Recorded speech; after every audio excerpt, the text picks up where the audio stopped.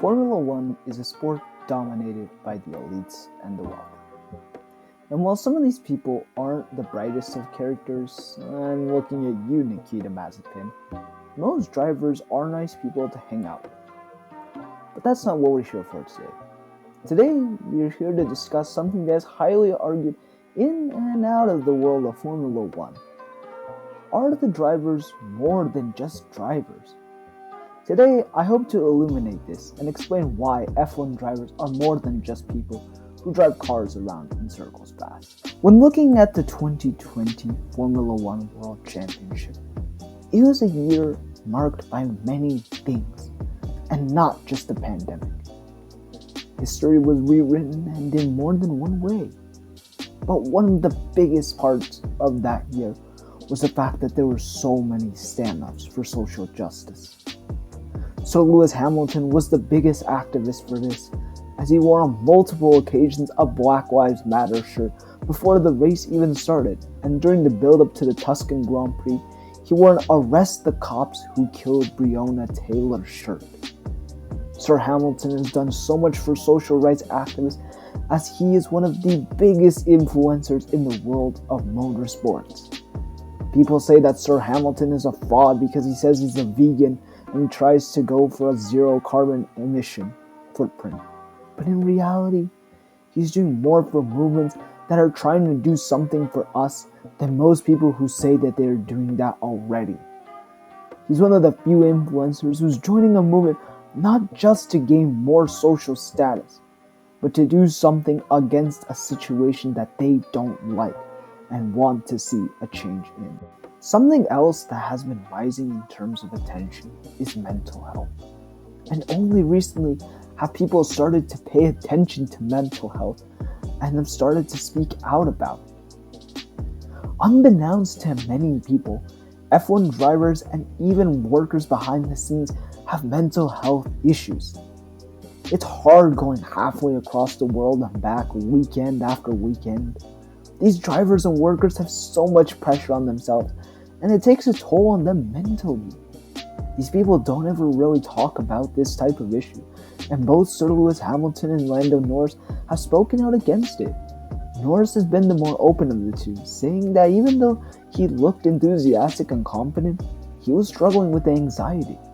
He said, "Despite making it to F1, something I had dreamt of ever since I began racing, I found myself questioning my own self-belief, worrying if I had what it took, comparing myself with my teammate and other drivers. It screws with your head. It's tough to deal with, and I'm sure many other drivers have struggled with it in the past." Norris also stated until the end of 2019, he has had a mental health coach, but for 2020, he decided to take up more responsibility. And this is a major note. Mental health has been going up in both awareness and cases due to the pandemic, but the thing is, this is another case of an influencer bringing up a major trend, not for fame, rather to try and improve the situation. Sportsmanship is extremely important in any sport, and even more so in Formula One. There have been times that rivals will crash into one another, but the most important thing is to try and be there for them.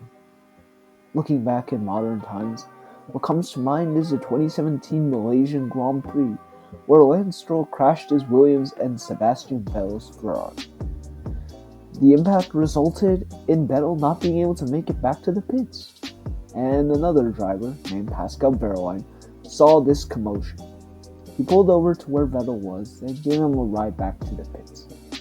This is a show of extreme sportsmanship. While Vettel and Wehrlein weren't exactly rivals, they were compatriots, and they cared about one another. These 20 drivers are like a family away from family, and they know that they can rely on one another. As all of these F1 drivers spend so much time traveling, they start to bond in more than one way. These guys aren't just rivals. They aren't just teammates. They're friends with everyone in the paddock. They care for one another, as Wehrlein did for Vettel in 2017, what Leclerc, Kvyat, and so many others did when Romain Grosjean had his massive crash in the 2020 Sakir Grand Prix. All the drivers were asking what had happened, asking for constant information, trying to find out if Roman was able to make it out alive. This isn't just trying to be a good friend. This is life or death. Just take a listen to what Leclerc had to say in respects to this. Last car is on the grid. Fuck. This was a big one. Is he okay? I will come back to you. Fuck. I've seen it in the mirrors. Who is it? It's Grosjean. Still no information. I will let you know. No, please. Oh, fuck me. And we will go through the pit lane, and we'll stop on the pit lane, and please try to keep a gap to the car in front. Still no information? Still no information. These guys truly care about one another, and this is a major pattern that can be seen multiple times in Formula One, in different years, different races, different drivers, but no matter the combination, the results are the same. These people care about one another, no matter what their status is as a racer, on or off track. So there you have it, 3 major ways in which Formula One drivers are more than just drivers. They are social justice warriors, gentlemen and sportsmen, mental health speakers, and even family away from family. Formula One isn't just a sport. It's a lifestyle. So, with that being said, I think that's where I'm going to wrap this video up, guys. I hope you guys enjoyed this video. And if you do like what I do, make sure to hit the subscribe button and press the like. And I'd really appreciate it if you guys were to share this video with other people. This video took me a long time to make, and yeah, just don't go very hard on me in terms of critiques. This is a school assignment, but any constructive criticism will be highly appreciated. Until the next video, guys. Peace.